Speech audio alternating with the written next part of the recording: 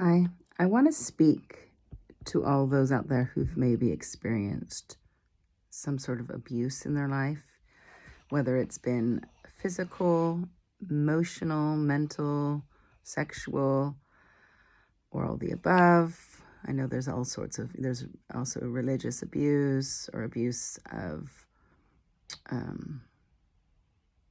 someone's social influence, like maybe isolating people, ostracizing people, those things. But like abuse is very nuanced, and a lot of times, sadly, we don't even know it's happening till after the fact, depending on your age and how you're conditioned.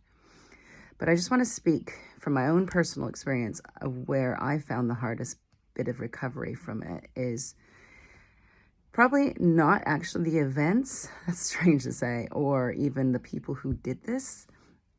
It's been the aftermath of people who I told, who I had hoped would advocate or support me, and didn't have the tools to do that in a way that felt safe for me. Either they chose to ignore it, to not want to get involved, or they chose to maybe try to protect and then actually made it worse by getting involved, or, throwing out negative opinions about myself or the people involved in a way that felt very limiting. It's a really tricky thing to know how to advocate for somebody who's been through abuse, probably because our own projections of what we would want, or maybe how we think we would have handled it differently. I think that's probably the biggest bit, is people think, well, why did you even get in that situation? Why did you put yourself there? Because I would never do that. But the thing is, when someone is in a situation like that, they're not thinking resourcefully. They're trying to survive. They are trying to survive, and they are trying to protect their safety.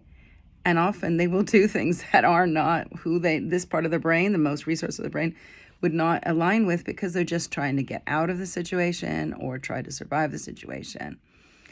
And compassion is the biggest thing they're going to need afterwards, and say, how can I support?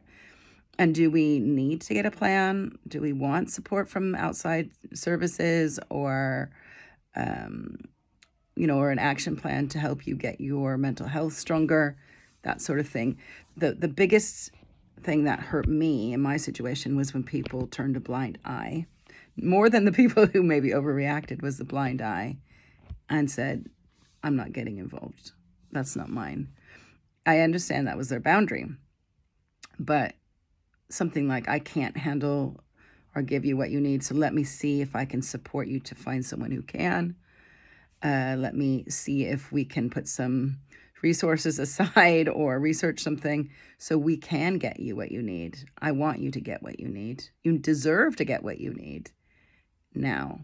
So that is the sort of thing I would like to say. If you've been through abuse or are going through it, I understand, I see you, and there is help, but you may not get it from the people closest to you. You may have to get outside support, and that's okay.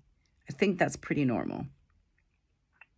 And if you feel like people haven't handled it in a way that felt safe, especially the people who you thought were your people, I see you as well. And there's help available. And if you want to have a little chat, and I can give you some resources, some tools, and we can share your experience, just contact me on my website. Thank you.